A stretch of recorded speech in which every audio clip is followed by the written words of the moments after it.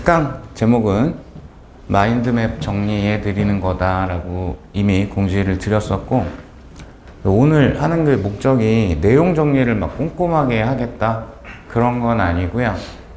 그래서 특히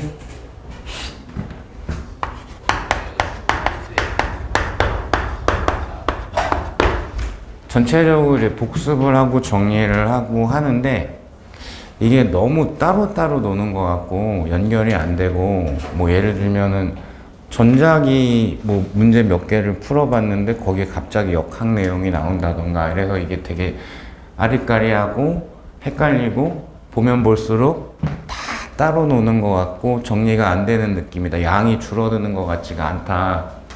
물리는 어쨌든 마지막쯤에 가면은 양을 확 줄여야 되기 때문에 양을 줄이는 데는 전체 흐름을 잡는 게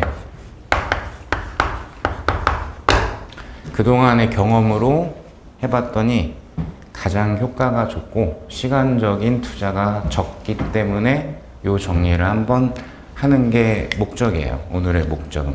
그래서 활용하시는 거는 이건 추천사항이나 뭐 개인적으로 다른 방법을 선택을 하셔도 상관은 크게는 없는데, 일단은 A4 그 한 장짜리가 전체적인 연결고리를 보여드리는 거라, 내가 오늘은 뭐 예를 들어서 회전역학 쪽을 복습을 하고 그쪽 문제를 풀겠다 그러면 거기에서 이쪽에 있고, 그 다음에 그 큰 맵에서 회전역학, 강체역학 쪽의 내용의 흐름이 이런 식으로 쭉쭉쭉쭉 연결이 되어져 있는 걸 눈두장을 찍은 다음에 그 다음에 상세한 정리를 하시는 거를 매우 추천을 합니다. 이거는 제가 임상실험 비슷한 것도 했기 때문에 예전에 피트 강의할 때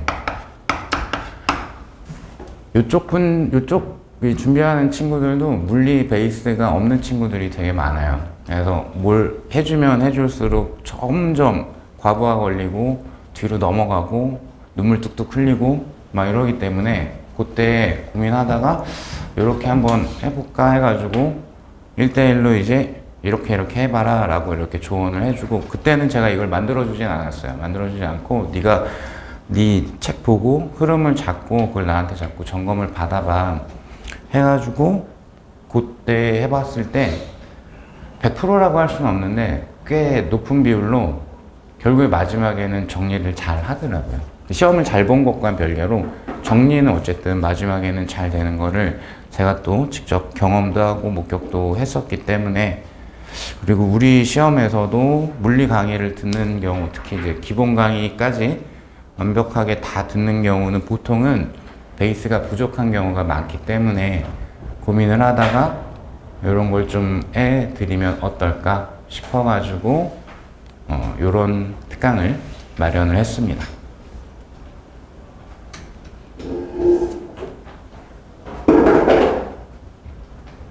잠깐 끊었다 가려고. 해요. 천천히. 잠깐 끊었다 하면 되니까.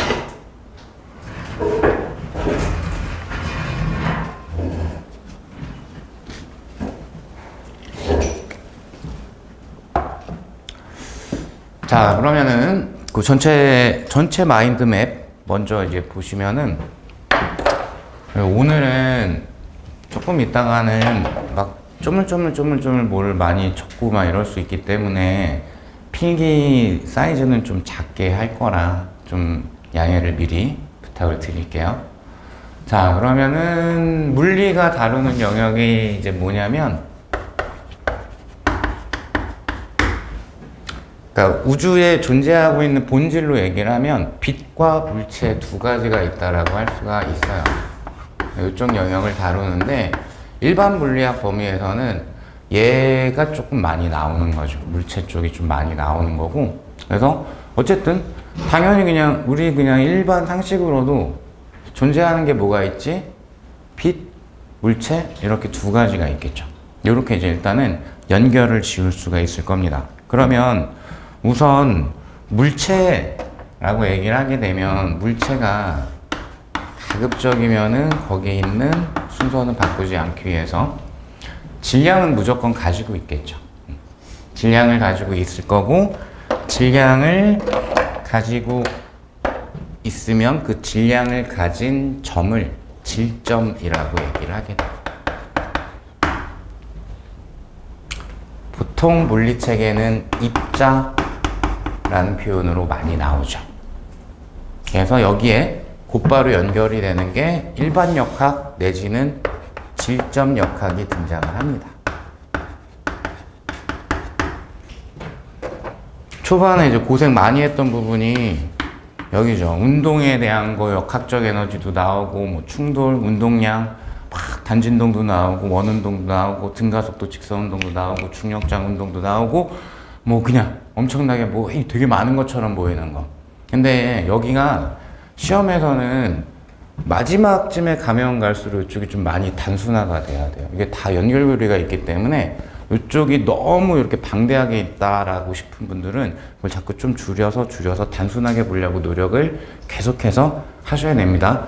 얘는 완전히 단시간에는 되진 않아요. 연습이 조금 충분히 투자가 돼야지, 그래야 이제 이쪽이 되게 단순하게 보이기 시작을 하실 거예요. 자, 그리고 이 질점들이 모이게 되면은 진짜로 물체라고 부를 수 있는 아이가 등장을 할 건데, 그러니까 이런 식으로 구별하자면 고체, 액체, 기체 중에 하나겠죠. 딱딱한 물체에 해당을 하는 걸 우리가 물리학에서는 강체라는 표현을 선호하고요. 액체하고 기체는 둘 다 용기에 담길 수 있고 모양이 변할 수 있고 흐르는 성질이 있기 때문에 얘네는 둘 다 유체라고 이름을 불러주게 되죠. 그래서 강체와 관계된 역학을 우리가 강체 역학, 주로 회전 운동을 따지는 강체 역학, 요거를 또 빡세게 하셨었죠. 그리고 유체 같은 경우에는 얘가 특히 압축성이 없는 비압축성인 아이를 이상유체라고 하는데, 이상유체 쪽을 정리를 한 걸 우리가 이제 유체역학,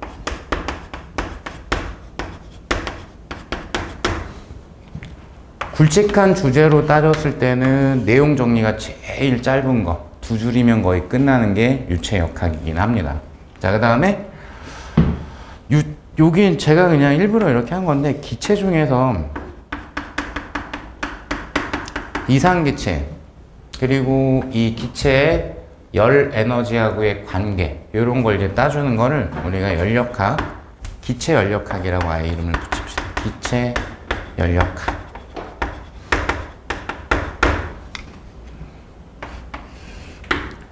이렇게 되죠.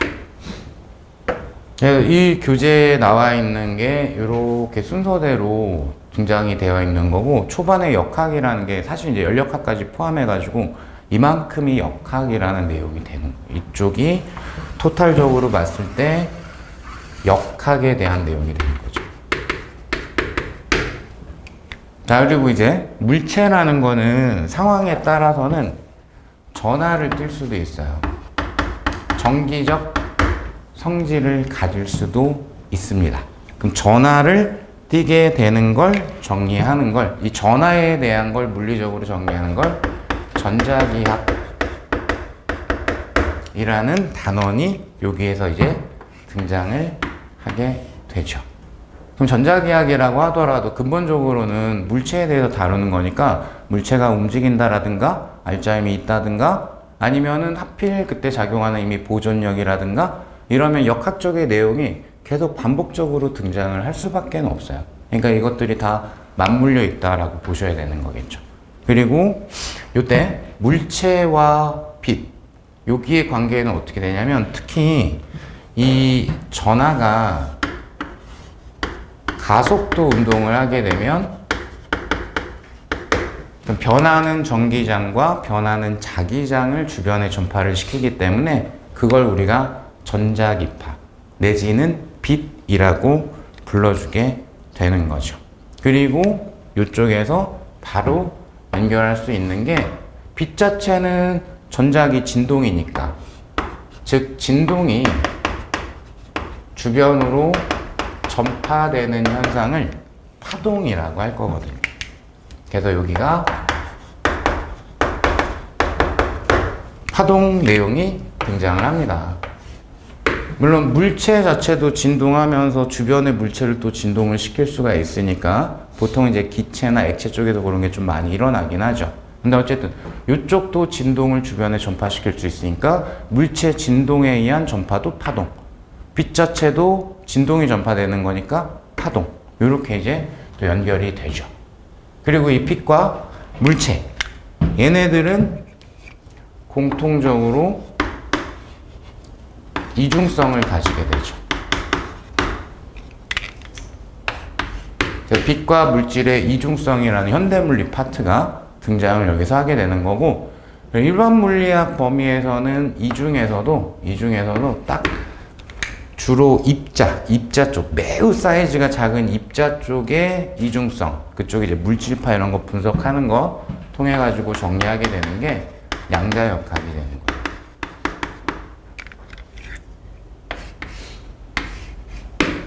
그리고 이 빛과 물체가 시공간을 분리하지 않고 시간, 공간을 합한 상황에 대해서 정리를 한 게 아인슈타인이 정리한 상대성 이론이 되죠.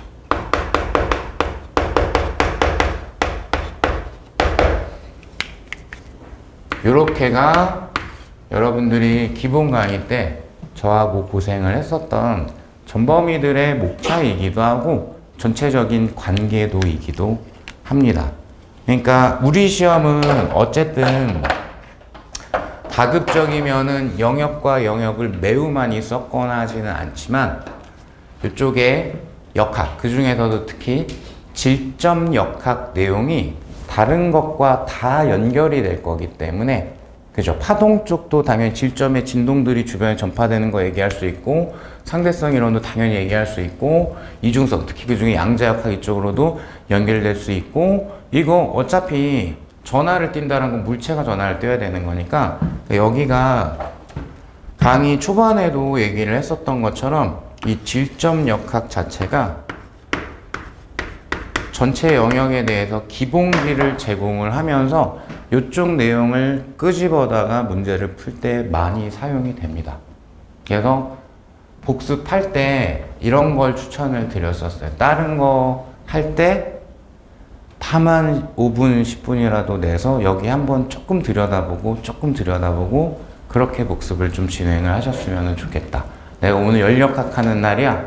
그렇지만 한 10분 정도는 여기다가 조그마한 챕터 하나라도 잠깐 좀 들여다보고 연력학 전체적으로 또 보고 이렇게 가는 거를 현재까지도 매우 추천을 드립니다. 저쪽이 전체의 모든 기본기를 제공을 하고 있다. 자, 이제 그 정도를 소개를 드리면서, 자, 이제 오늘은 제가 정리하는 대로 그대로 정리하실 필요가 없습니다. 큰 틀은 큰 페이지에 보시면 되고, 큰 틀은 거기에 쭉 관계를 표현을 해놨으니까 그거를 참고를 하셔가지고 본인들 해당 파트 복습할 때 거기에다 끄적끄적 메모 같은 것도 좀 해보고, 이거 중요한데? 나 이거 다른 거 막 문제 풀 때마다 여기 자꾸 놓치던데? 그런 거 약간 메모도 해놓고, 그리고 또 너무 지저분해지면 새 거 가지고 또 다시 한번 메모해보고, 그런 역할로 쓰라는 거고, 그러니까 제가 표시에 제 손글씨가 들어가 있는 거는 참고형에 불과합니다. 그리고 저는 공식집을 드리질 않아요. 왜냐? 사람마다 정리하는 방법이 다 스타일이 다르기 때문에 내가 만들어준 공식집은 여러분들한테 별 도움이 안 돼요. 내가 직접 정리를 해봐야 돼요. 물론 이제 물리의 공식이 없기도 하고, 어쨌든. 그래서 그건 참고형입니다. 참고형. 그대로 다 외워야지. 다 외워도 머리에 남는 건 없을 거예요. 그대로 외워봤자. 그걸 참고해서 복습할 때 그런 식으로 조금 한번 정리를 좀 해보고, 이렇게 도움을 드리고자 그쪽에 예시로 제가 드린 거예요. 참고하시면 돼요. 자, 그럼 이제 시작하겠습니다. 역학부터 조금씩 차분히 정리를 먼저 해볼게요. 역학 중에서도 먼저 질점 역학, 제일 중요한 아이죠.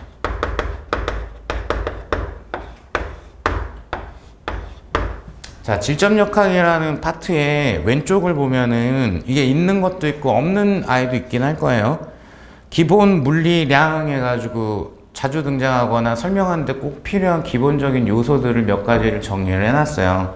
가장 먼저 보니까 속도에 대한 거 나와 있고, 시간에 대한 위치의 변화율을 속도라고 하고, 변화율인 경우에는 당연히 순간값을 물어볼 수도 있기 때문에 미분으로 정리를 할 수도 있고, 그리고 운동에 대한 걸 다루니까 속도와 가속도가 이쪽에서 좀 많이 나오죠. 시간에 대한 속도 변화율을 우리가 가속도라고 하죠. 물론 얘도 변화율이기 때문에 미분값을 얘기를 해야 될 때도 있다.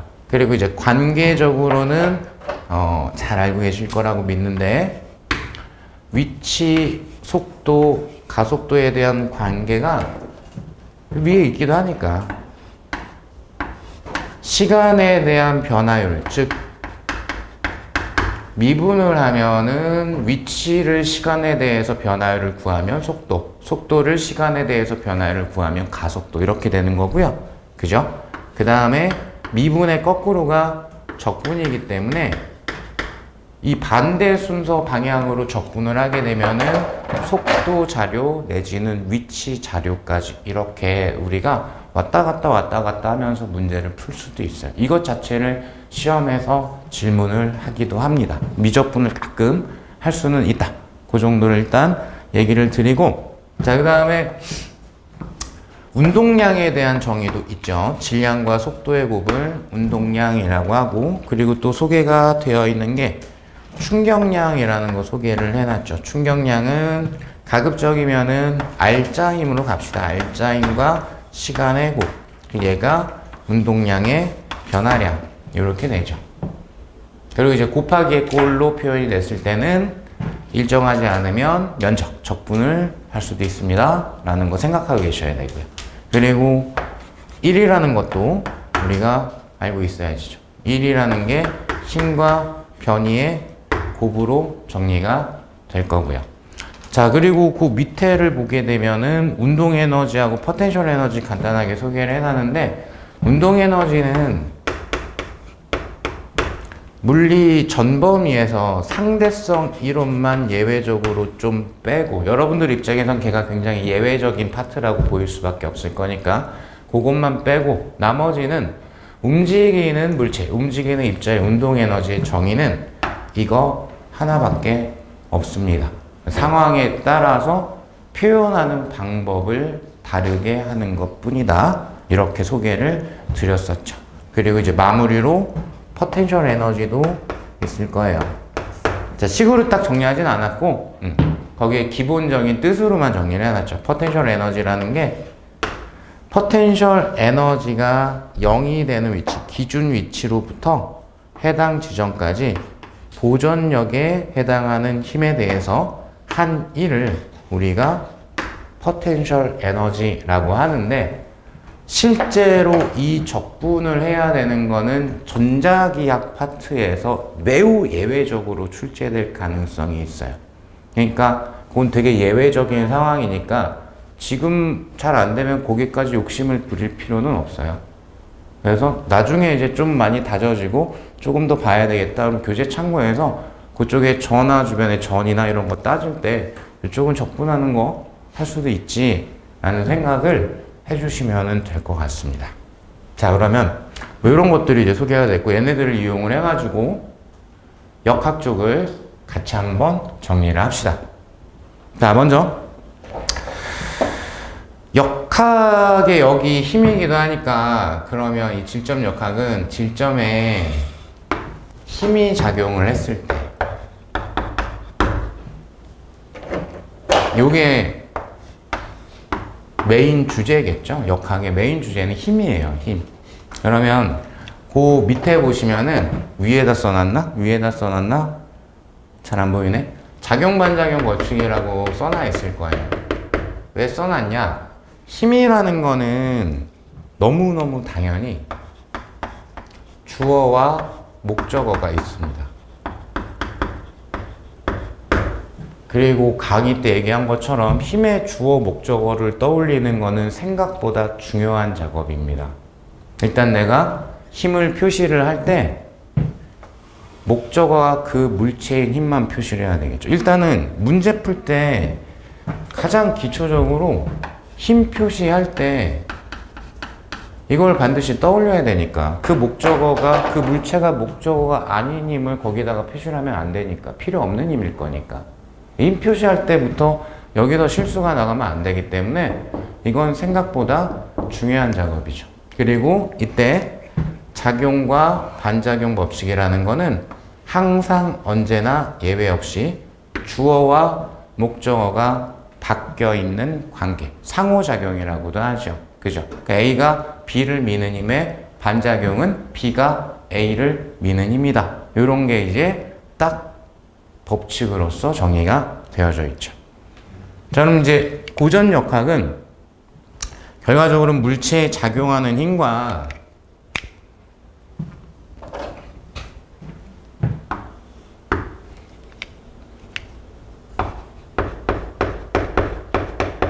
그 물체의 에너지 변화를 예측하는 게 고전역학이라고 볼 수가 있어요. 여기에서 굉장히 중요한 주제 중에 하나, 힘과 에너지의 관계 어떻게 되냐면 1이라고 하죠. 1이라는 게 힘과 변이의 곱으로 얘기를 하는데 요만큼이 물체가 갖고 있는 에너지를 변화시키게 되는 거죠. 그죠? 그래서 힘과 에너지 당연히 이렇게 연결이 될 거고 요때 살짝 포인트가 요 둘은 나란한 것끼리를 곱해야 된다. 스칼라 곱이라고도 하고요. 그죠? 그래서 이 나란한 부분이 방향이 똑같으면 플러스 1을 했다. 그만큼 에너지를 증가시킨다. 이 나란한 부분이 방향이 반대다. 마이너스 1을 했다. 그만큼 에너지를 감소시킨다. 그게 진짜 1 에너지의 기본 개념인 거죠. 기본 개념의 전부 다가 그 내용인 거예요. 그래서 이쪽 주제가 한 가지가 등장을 할 겁니다. 이왕 에너지를 써놨으니까 에너지 쪽을 조금 더 구체적으로 정리를 하게 되면은 여기는 역학에 대한 에너지를 다루기 때문에 여기에 등장하는 에너지는 역학적 에너지예요. 그리고 이 역학적 에너지라는 거는 당연히 두 가지 종류가 있겠죠. 운동 에너지와 포텐셜 에너지 두 가지가 있을 겁니다. 근데 앞에서 잠깐 봤던 거. 그리고 운동 에너지 같은 경우에 정의는 2분의 1 mv 제곱 하나밖에 없는데 가끔씩은 2 곱하기 질량분의 운동량 제곱이라고 보는 게 편할 때도 있다. 그리고 현대물리 파트 그쪽에서는 물질파라는 게 나오기 때문에 2 곱하기 질량 물질파 파장 제곱분의 플랑크 상수 제곱 이렇게 표현을 하기도 한다. 그죠? 그리고 조금 이따가 할 건데 강체역학 같은 경우에는 요건데 강체는 질점이 여러 개 있으니까 그래서 그 각 질점들의 2분의 1 mv 제곱의 합을 강체에서의 운동 에너지라고 하는 거죠. 이따가 강체역학에서 그때 또 다 한번 얘기를 할 건데 회전 운동 에너지라고 별도로 존재하는 게 아니라 운동 에너지의 온전한 정의는 2분의 1 mv 제곱밖에는 없어요. 그죠? 그래서 그거의 토탈 합을 전체 강체 운동 에너지라고 얘기를 할 겁니다. 자, 그러면 포텐셜 에너지 같은 경우에는 보존력이라는 단어가 나올 수밖에 없죠. 그래서 여기가 이쪽이 아니구나. 이쪽에다가 제 오른쪽 아래쪽에다가 보존력, 힘 중에 보존력에 해당하는 힘들이 있어요 라고 표현을 해놨습니다. 그럼 왼쪽에 또 여러 가지 힘의 그 중에 3개가 등장이 되어 있을 거고 대표적인 I가 중력, 탄성력, 전기력 이렇게 3가지가 있는 거죠. 시험용으로는 3가지라고 생각하시면 돼요. 자기력은 약간 애매한 부분이 있는데 시험 버전에서는 보존력으로 등장하는 거는 쌍극자 모멘트 쪽 빼고는 없기 때문에 우리 입장에는 이렇게 3개다 라고 생각을 하시면 됩니다. 그리고 여기를 그냥 의미적으로 얘기를 했죠. 일과 얘기를 하자면 보존력 또는 보존력에 대해서 일을 하면 보존력에 의한 에너지가 포텐셜 에너지이기 때문에 그럼 이건 뭘로 간다? 요거는 포텐셜 에너지 변화량으로 간다. 단 시험에서는 그냥 이런 의미적인 걸 알고 있으면 되고 계산을 하거나 해석을 하거나 분석을 할 때 얘는 안 써먹을 거예요. 그래서 거기에 밑줄은 안 쳐져 있을 겁니다. 자, 대신에 보존력 아닌 힘이 또 있을 수도 있겠죠. 보존력 이외인, 그냥 우리가 알고 있는 단어로 할게요. 저는 강의 중에 외력이라고 했습니다. 여기서의 외력은 보존력 이외의 힘을 얘기를 하는 거고, 외력이 한 일은 역학적 에너지 변화량이 되는 거죠. 이렇게 또 연결이 됩니다. 그러니까 여기가 뭐랑 연결이 되냐면 역학적 에너지 보존 법칙과 연결이 되죠. 즉 외력이 하는 일이 없으면, 이게 없으면 역학적 에너지가 안 변할 거고 그때를 역학적 에너지 보존이라고 한다. 가장 많이 쓰는 테크는 증가한 에너지합과 감소한 에너지의 합이 같더라. 그걸 가장 많이 사용을 하게 되죠. 그래서 이쪽에 연결고리가 있어가지고 좀 짧아서 이 정도까지를 설명을 조금 드렸고요. 자, 그러면은 그 왼쪽에 아래쪽에 있는 일단 뭐 알짜임 이런 거 가기 전에 알짜임이 제일 중요하긴 한데 몇 가지 힘들이 자주 등장하는 아이들이 좀 있을 거거든요. 물리체계에 등장하는 여러 가지 힘.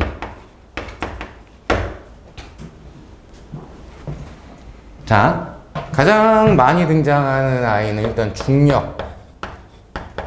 얘는 뭐 등장하지 않는 곳이 없을 정도로 무지막지하게 자주 등장을 하고, 그리고 보존력부터 적어보면 탄성력 등장할 거고, 전기력 등장할 거고, 요 세 개가 특히 보존력 이렇게 얘기를 드렸고요. 그 다음에 자기력도 있을 거고, 뭐가 쓰여있는지 모르겠다. 장력도 있을 거고, 수직항력도 있을 거고, 순서는 조금 틀릴 수도 있겠네요. 마찰력도 있을 거고, 기타 다른 힘. 다른 힘이라는 거 이제 문제에서 등장할 힘은 다 써준 거고, 그 밖에 뭐가 땡기거나 밀거나 하는 진짜 그냥 외력, 이런 게 추가적으로 또 있을 수는 있겠죠. 자, 그러면 이쪽은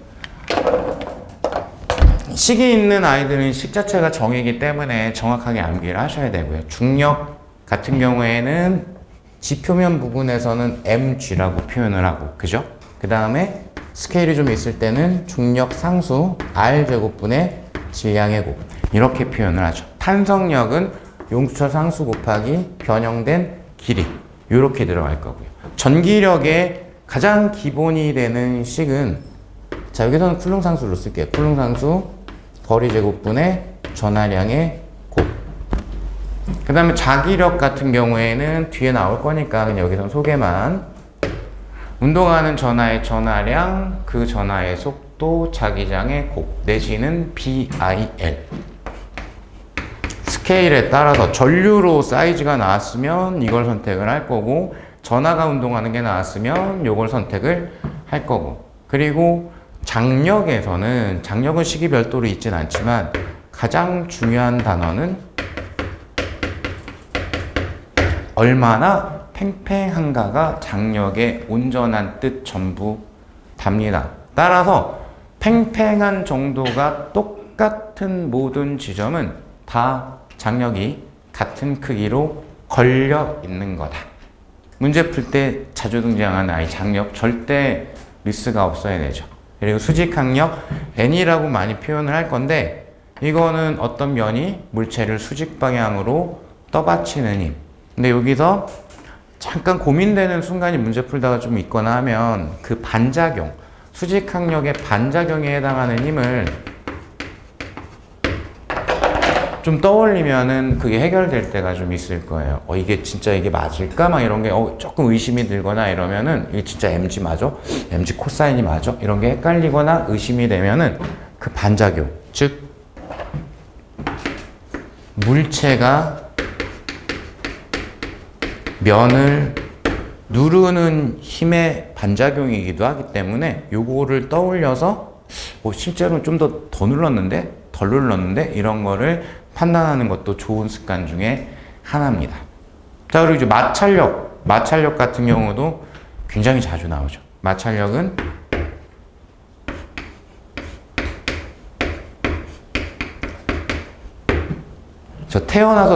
태어나서 내가 마찰력을 얘기할 수는 없었으니까 강의하는 동안 단 한 번도 운동을 방해한다라고 설명을 해본 적이 없습니다.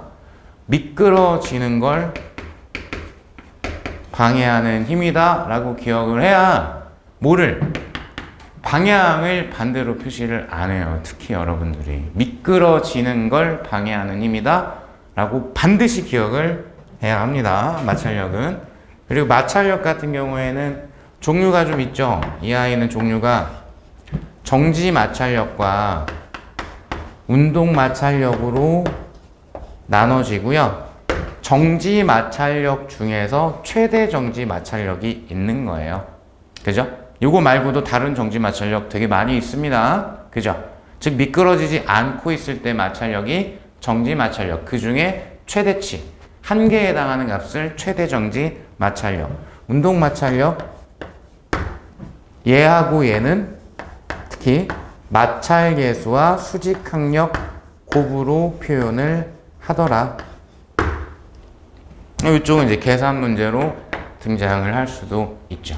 어쨌거나 저쨌거나 식은 어차피 n이라는 식은 다 외우실 수 있으니까 저는 이게 제일 중요한 거라고 생각을 해요. 미끄러지는 걸 방해하는 힘이다.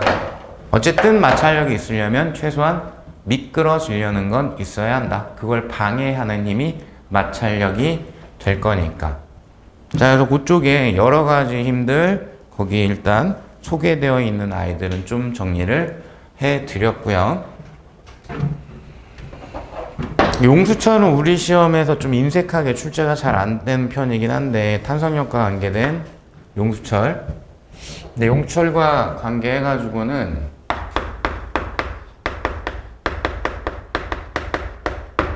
요만큼은 잘 암기하고 계셔야 돼요.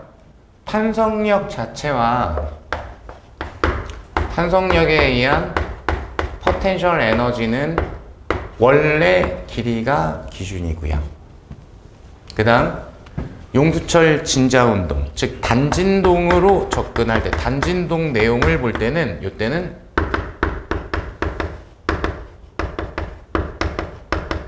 평형점 위치가 기준이죠. 평형점은 아주 쉽게 복원력이 0유니치. 이제 단진동도 배웠으니까 복원력이 0유니치가 평형점. 더 쉽게는 진동의 정가운데.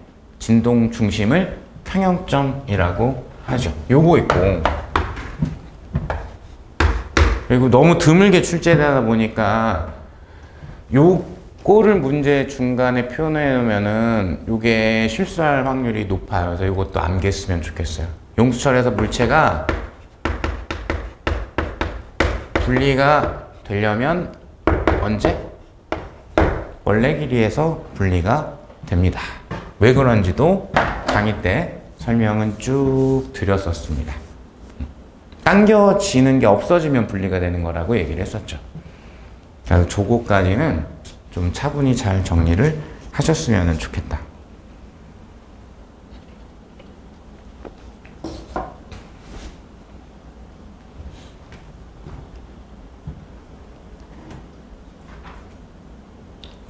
또 다 옮겨 쓴다.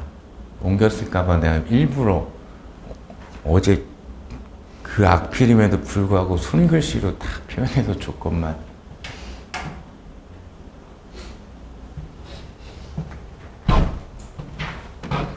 아, 글씨가 좀 이뻤으면 좋겠는데 안 되네요, 이게 잘.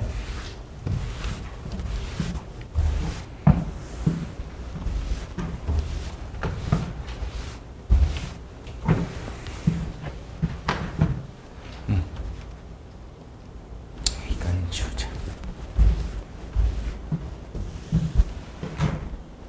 자, 잠깐 메인 내용 알짜임으로 넘어가기 전에 물체에 작용하는 힘에 대해서 체계적으로 정리한 게 역학에 해당이 된다.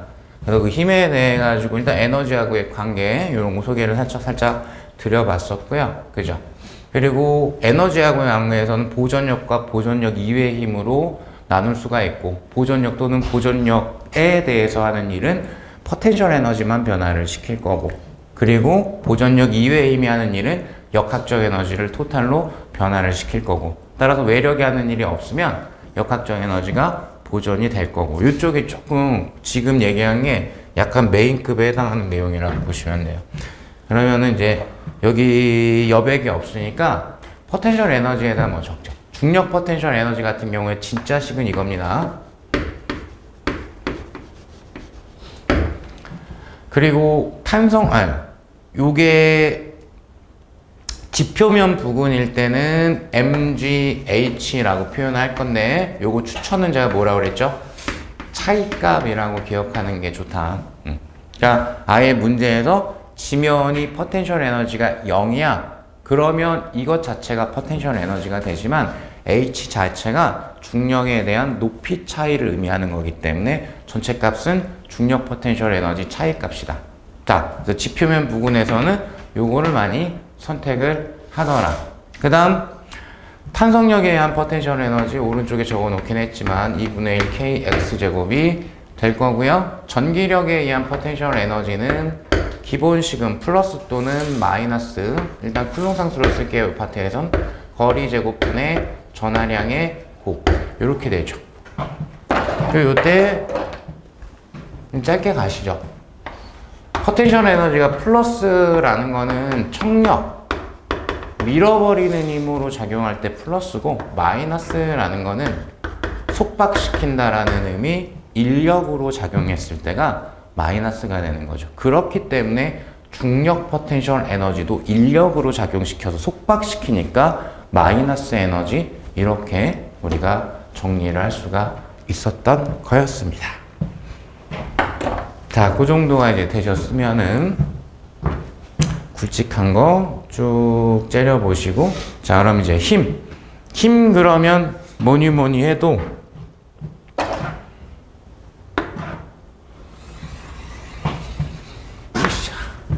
알짜힘이죠.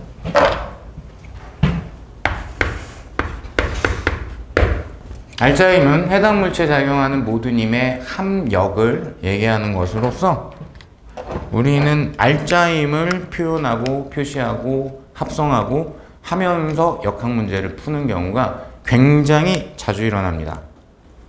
그래서 합성도 잘해야 되고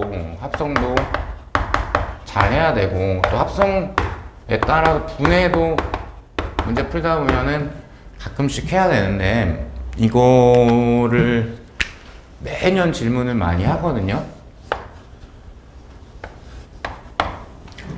명확하게 알짜임 방향이 이쪽이야 라는 게 명확하게 보이면 그걸 이용해서 분해를 하셔야 돼요. 알짜임이 그쪽으로 나오는 걸 알고 있는 상태에서 분해를 해야 돼요. 그리지는 않을게요. 예를 들어 경사면이야. 특이사항이 없으면 경사면 아래쪽으로 알짜임이 나올 건데, 만약에 꾹 눌러가지고 경사면 정지 상태를 만들고 있어. 그러면은 그 알짜임이 0이 돼야 될 거고, 수직항력이 달라질 거고, 막 이런 게 생겨요. 그죠? 실에 연결되어 있는 물체야. 그러면 알짜임이 0일 수도 있고, 그죠? 단진자 운동을 하면 알짜임이 접선 방향으로 나올 때도 있을 거고, 그죠?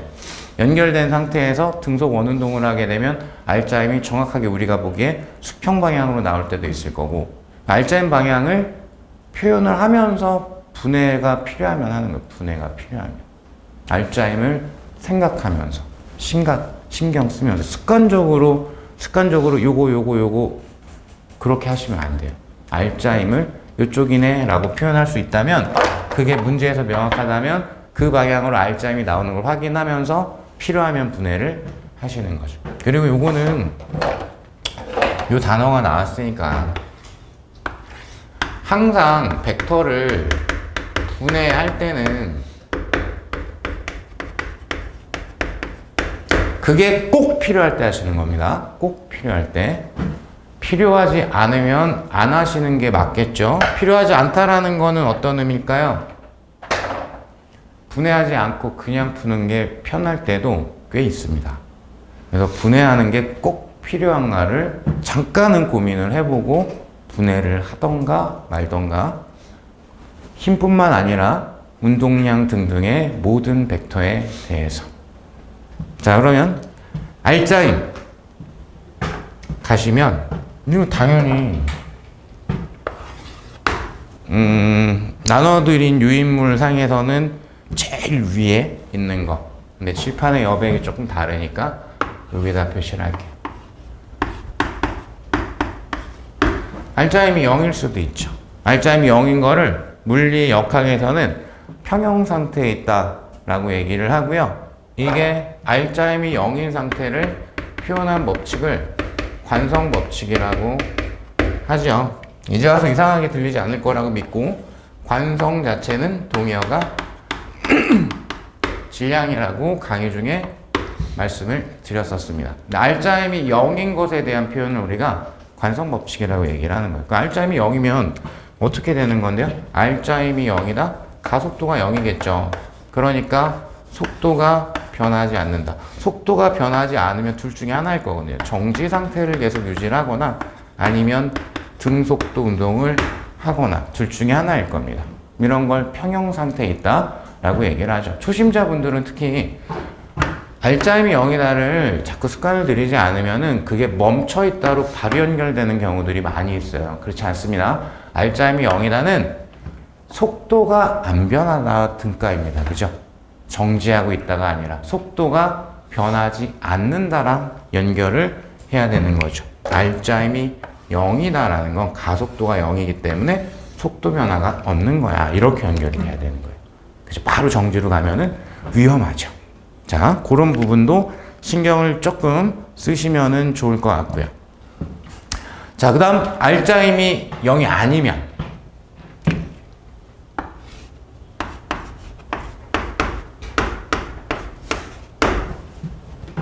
알짜임이 0이 아닐 때 그때 1차적으로 바로 들어가게 되는 게 가속도 법칙이죠.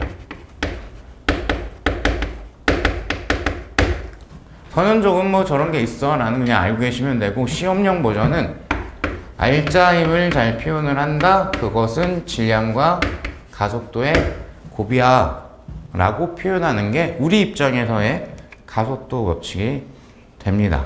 그리고 알짜임을 표현을 할 때는 그걸 가속도를 구하는 데 쓰던, 조금 이따 표현할 운동량 변화량을 구하는 데 쓰던, 아니면 일과 에너지 쪽으로 정리를 하던,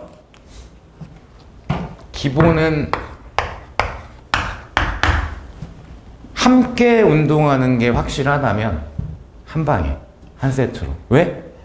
그게 짧고 쉬우니까. 그걸 먼저 건드리고 질문이 추가적으로 더 있으면 따로따로 보는 걸 추가해서 보는 방식으로 건드리셔야 이게 또 깔끔하게 잘 됩니다. 이거는 전 범위에서 알짜임 등을 힘을 이용해서 뭔가를 분석을 해야 될 때다. 그리고 함께 움직이는 게 분명하다. 그러면 한 방에 먼저 분석을 시작하는 게 원칙이라고 보셔야 할 것 같아요. 자, 그렇다면 가속도 운동을 한다라는 뜻이 되겠죠. 알짜임이 0이 아니다. 따라서 가속도가 있는 가속도 운동을 할 거야.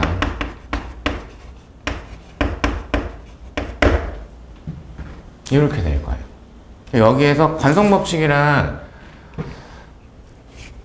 저는 시험에 안 나올 것 같긴 한데, 나오면은 우왕좌왕하면 안 되니까 연결될 수 있는 게 있는데, 물체가 속해 있는 공간, 시스템이 가속도 운동을 하게 되면은 관성에 의해서 뭐가 생기냐면,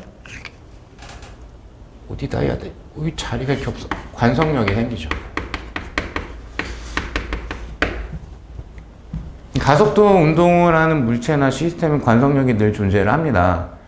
99%는 표시하지 않고 푸는 게 원칙이에요. 표시하는 게 되게 예외적이라고 생각을 하시면 됩니다. 즉, 무슨 말이냐면, 관성력은 내가 내부에서 물체를 째려보는 걸로 생각을 할 때 표시하는 거고, 그 밖에 그냥 문제 푸는 나, 시험장에 앉아있는 내 입장, 밖에서 보는 걸로 문제를 풀 때는 가속력은 모르는 힘이라, 가상적인 힘이라 표시하지 않고 푸는 거죠.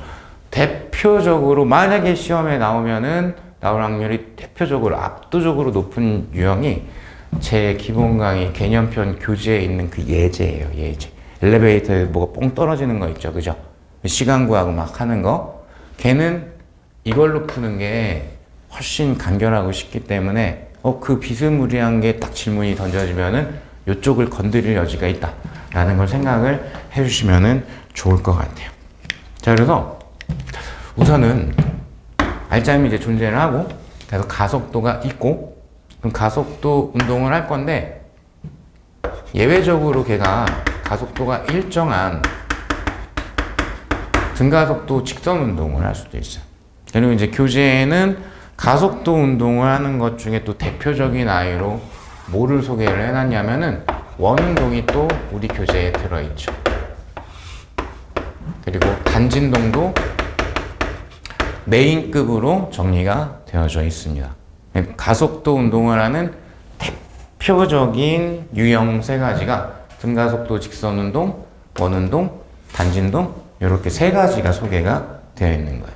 그리고 등가속도 직선운동은 이 운동 형태 자체가 단골이기 때문에 잘 정리하셔야 되는데, 이 정리를 쓰려면 반드시 직선일대를 쓰셔야 됩니다. 그죠? 직선일대 사용을 해야 된다. 그래서 우선순위에 따라서 정리를 좀 해보면, 등가속도 직선 운동에 대한 식정리 우선순위로 보자면 1순위가 평균속도. 평균속도가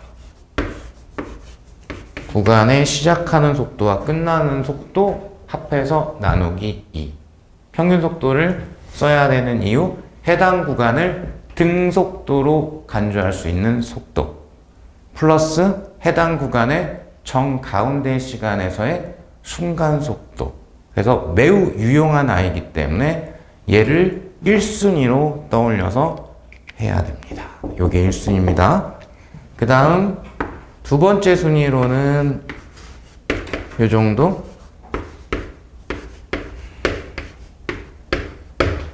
A 곱하기 가속도 곱하기 변이가 속도 제곱 마이너스 처음 속도의 제곱. 근데 얘는 사실상 알짜이미한 1과 똑같은 식이기 때문에 이걸로 푼다, 알짜이미한 1로 푼다, 거의 등가라고 생각을 하시면 돼요.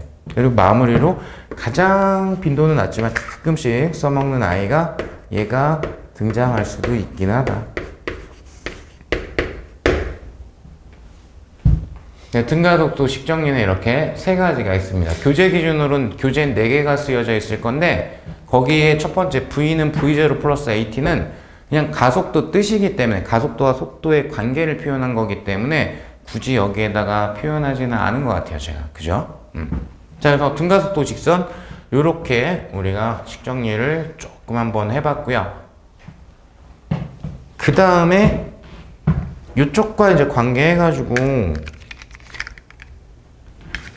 상대속도 써먹을 수도 있어 라는 거 생각하고 있으면 좋죠. 그죠? 이쪽과 관계해가지고 즉 물체가 두 개가 움직여. 근데 걔네가 동일한 가속도 운동을 해요. 그럼 서로에 대한 상대속도는 등속도이기 때문에 그거 안 써먹으면 매우 불리하죠. 그죠? 특히 얘가 언제 활용도가 높냐면은 두 물체의 가속도가 똑같을 때. 그럼 서로에 대한 속도가, 상대 속도가 등속도이기 때문에 훨씬 간단해진다. 문제 푸는 게.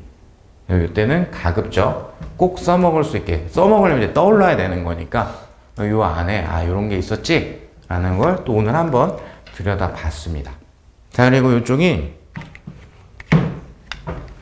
얘랑 연결된 아이가 있죠. 그거를 중력장 운동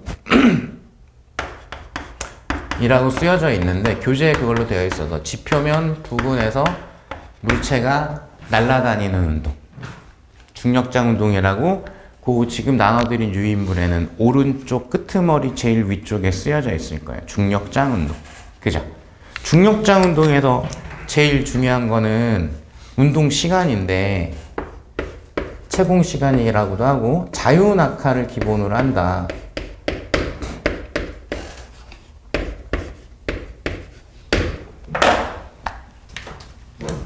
그래서 이 운동 시간이 루트 G분의 최고점 높이 곱하기 2 내지는 G분의 출발할 때 Y방향 속력 내지는 도착하는 순간에 Y방향의 속력, 이런 식으로 우리가 운동 시간을 할 수가 있고, 당연히 자유낙하가 아니라 올라갔다가 떨어지는 게 어떤 Y성분의 기초적인 내용이라면 곱하기 2를 해야 되겠죠.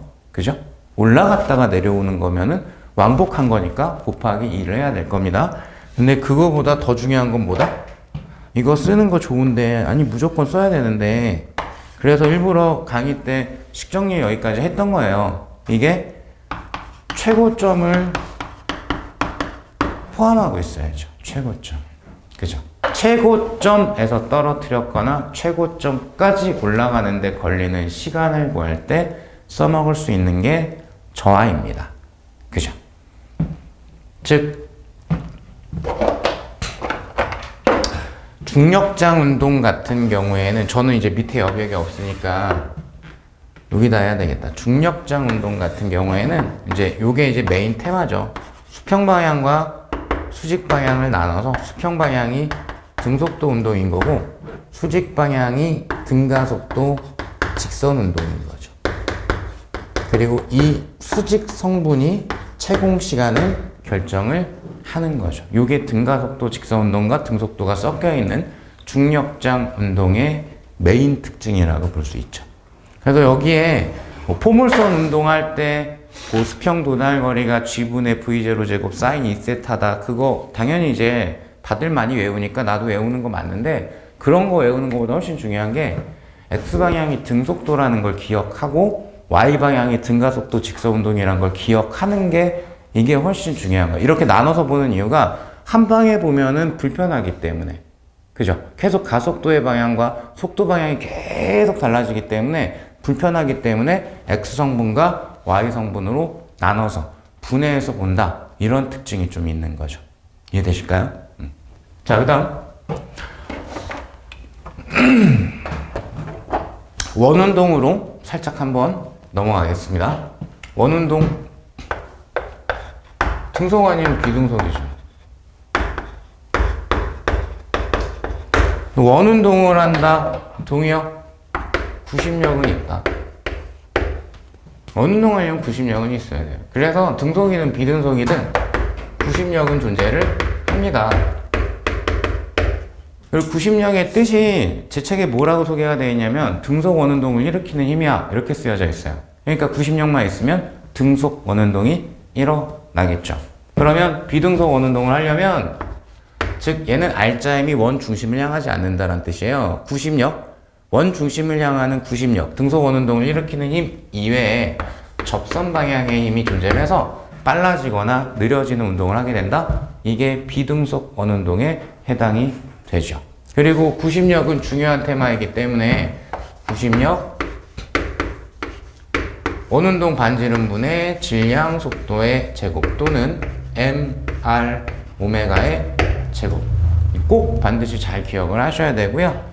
여기에 파생적으로 등장을 하는 게 주기, 이런 거 얘기할 수도 있죠. 주기라는 게 오메가분의 2파이, 한번 반복하는데 원래는 시간이니까, 아니면 v분의 2파이r, 뭐 이런 식으로 추가적으로 파생되는 게 조금 더 등장을 할 수도 있습니다. 그리고 요건 중복되기 때문에 강체역학에서 할 건데, 회전 운동이 처음으로 등장한 건 정확하게 원운동이에요. 여기에 뭐가 등장하죠? 회전 운동과 병진 운동의 관계, 즉 접선 방향의 성분과, 그죠? 회전 성분의 관계, 여기가 등장을 하죠. 조금 오른쪽 걸 컨닝을 해보시면은 강체역학의 기본 물리량 첫 번째 줄에 쓰여져 있을 거예요. 그 관계, 그죠? 접선 방향으로 순간적으로 이동한 거리 R 세타, V는 R 오메가, 그죠? 그 다음에 접선 방향의 가속도는 R 알파, 그죠? 고기가 여기에서 가장 먼저 등장을 했었던 거였어요. 고기가. 이해되실까요? 자, 그래서 원운동 굉장히 또 자주 나오고 시험에 굉장히 빈출되죠. 다른 거랑 엮여서 나오기도 좋고 잘 정리를 하고 계셔야 될 겁니다. 자, 다음에 단진동. 단진동 내용. 메인은 이거죠.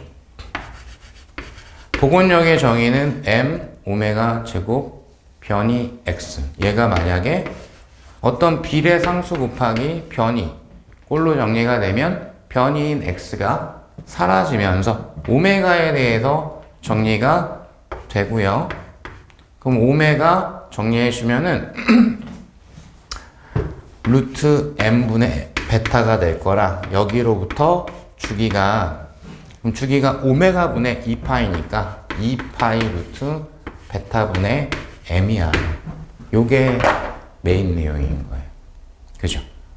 그리고 이제 물론 다들 거기까지 외우니까 나도 외우고 들어가긴 해야 됩니다. 용수철 진자에서의 주기 2파이 루트 상수 k분의 m. 그 다음 단진자 주기 2파이 루트 g분의 선의 길이 l. 그거 외우시기는 하기는 해야 돼요. 근데 그게 메인 주제가 아니고 단진종은 이쪽이 메인 주제다 라고 좀 봐주시는 게 좋죠. 그리고 여기에서 제 강의 기준으로는 처음으로 진동에 관한 변이 방정식을 처음으로 소개를 했었죠.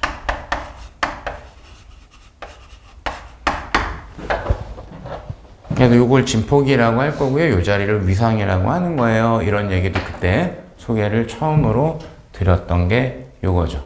제자리에서 진동하면 단진동이고 그 진동이 주변으로 전파되면 파동이라고 불러주는 거고. 그러니까 파동 방정식에 이런 꼴이 다시 한번 등장을 하게 되는 거죠.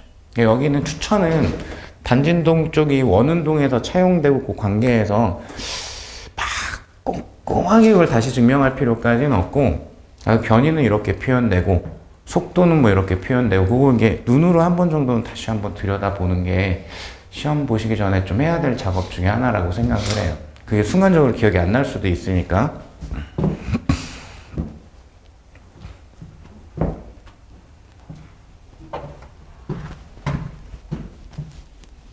칠판을 한 바닥을 더 작게 써야 되나?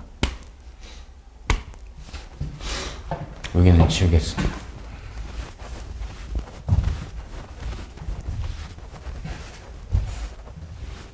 자, 그래서 알자임의 첫 번째 효과, 가속도를 발생을 시킨다. 가속도를 발생을 시켰다.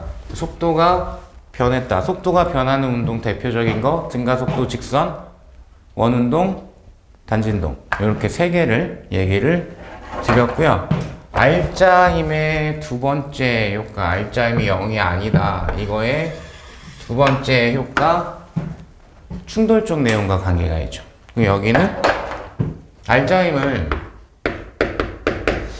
알자임이 작용한 시간과 곱해버리게 되면 식정률 해보시면 여기까지 그대로 나오죠. 운동량, 변화량이 되더라 라는 내용이 나오고 이쪽에서는 메인 주제가 운동량 보존으로 문제를 많이 풀어요. 근데 그 마인드맵 내용에서 연결고리 보시면 알겠지만 뭐랑 연결이 되어 있냐면 작용반작용이랑 연결이 되어 있죠. 그죠? 여기 반드시 이거 이론적으로도 복습이 되어 있어야 됩니다. 막 써서 기억하라는 게 아니라 별거 아니니까 한번 이해되면 그 내용이 그냥 머리에 남아있을 거예요.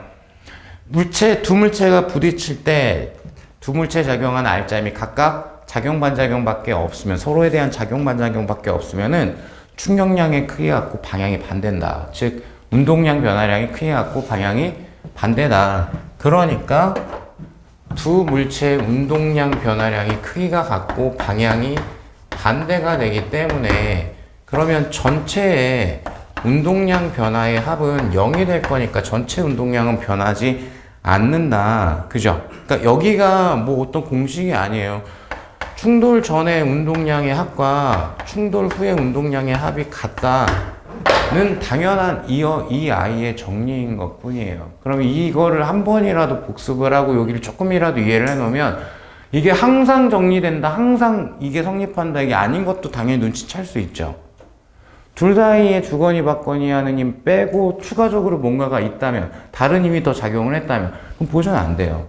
그럼 다른 힘 작용한 그 아이까지 포함시켜야 보존이 되겠죠. 그죠? 그러니까 시험에 그거를 적용을 시키자면 물체가 두 개가 부딪히거나 두 개가 분리되는 것까지는 난이도 하. 근데 두 개 부딪히고 하나 더 있어. 그러면 제일 많이 하는 실수는 뭐냐면은 이 세 개를 다 해서 운동량 보존을 쓰던가 해야 되는데 두 물체 운동량 보존 한번 쓰고 얘 운동량 가져간 거 있는데 여기에 운동량 한번 보존을 쓰는데 요거 두 개를 다시 더해. 약간 뭔지 알까요? 그러니까 물체가 3개 이상이 되면은 그거를 실수를 좀 많이 해요. 근데 거기에 지금 너무 추상적이긴 한데 그걸 소개해 드리는 내용은 아니니까 이쪽의 원리를 내가 정확하게 알고 있으면 그런 실수를 안 해요. 그래서 이쪽은 반드시 이해해 줬으면 좋겠습니다. 라고 잔소리를 좀 드리고. 그리고 이제 여기에 추가해가지고, 너 거기 맨날 헷갈리는데, 그럼 뭐 약간 추가해서 복습하실 때, 충돌의 종류에 따라가지고 표현하는 거, 1차원 물체끼리 충돌하는 거, 2차원 물체끼리 충돌하는 거, 면과 물체가 충돌하는 거, 얘 같은 경우에는 반발계수 써야 돼. 얘는 반발계수 안 쓸 거야. 얘는 반발계수 적극적으로 써야 돼. 근데 운동량 보존은 이거 쓸 거고 이거 쓸 건데 얘 성립하지만 면이 사실상 지고 있기 때문에 사용하지 않을 거야. 요거부터 딱 들어가면서 문제를 건드리는 것과 그렇지 않은 건 약간 차이가 나니까. 이건 자기들이 어떻게 정리했냐? 내가 저걸 당연하게 받아들이고 있냐? 등에 따라서 복습하시면서 뭐 정리 더 할 수도 있고 그냥 건너뛸 수도 있고 아마 제 필기본에는 요 정도는 건너뛰어져 있을 겁니다. 요거 쓰여져 있는 거 있으니까 특히 1차원 충돌할 때 반발계수 같은 경우에 충돌 전에 물체 1번 물체 속도 마이너스 2번 물체 속도분의 충돌 후에 2번 물체 속도 마이너스 1번 물체 속도다 라고 쓰여져야 되고 그리고 여기 선택적인 사항이긴 한데 질량이 똑같은 두 물체가 1차원 탄성 충돌을 한 경우에 이거를 풀로 외울 자신이 없으면 안 외우는 게 낫습니다. 질량이 똑같은 두 물체가 1차원 탄성 충돌을 할 때 그러면 속도가 교환되더라 뭐 이런 것도 추가적으로 선택지를 드린 게 조금은 있었죠. 자 그래서 요거 하나 또 있고요. 여기서 알짜임의 두 번째 효과 운동량 반환하고 연결이 된다. 그리고 알짜임의 마지막 효과 알짜 힘이 한 일은 운동에너지 변화량이다. 이제는 저걸 증명할 시간은 없을 것 같고요. 당연히 명제로 잘 기억해야 되고 자주 사용해야 되는 것 중에 하나일 겁니다. 역학 내용에서는 역학의 꽃과 같은 정리가 알짜임이 한 일은 운동에너지 변화량이야. 자, 저기까지 해서 알짜임의 효과를 했죠. 지겹겠지만 다시 한번 얘기를 하면 알짜임이 있으면 어디 갔니? 가속도가 생겨서 속도가 변해요. 속도 변한다라는 운동방정식. 속도 변한다라는 충격량. 속도가 변하면 운동량이 변하니까. 속도가 변한다라는 일과 에너지. 속도가 변하면 운동 에너지가 변할 거니까. 얘랑 다 같은 말입니다. 그걸 받아들일 수 있었으면 좋겠어요.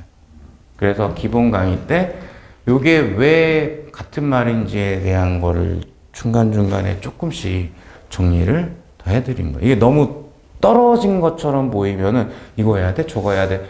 뭘로 해도 돼요. 뭘로 해도 되고 단 문제 조건에서 이쪽으로 태클을 타는 게 유리할 때가 있고 이쪽이나 이쪽이 좀 더 시간이 빨리 걸릴 때가 있어요. 그런 차이가 있는 것 뿐이에요. 그죠? 그 조건을 보고 적절한 걸 선택을 해야 되기 때문에 그래서 기초가 부족한 분들은 역학이 어렵다라고 얘기를 많이 하는 거예요. 그래서 역학을 자꾸 자주 보라고 잔소리를 계속 하는 겁니다. 문제만 많이 푼다고 늘지 않거든요. 여기는 정리를 많이 하면서 문제를 병행해야지 그래야 이쪽은 늡니다. 실력이. 자, 좀 피곤하신 것 같으니까 조금 쉬었다가 나머지 내용들을 빠르게 정리를 해봅시다.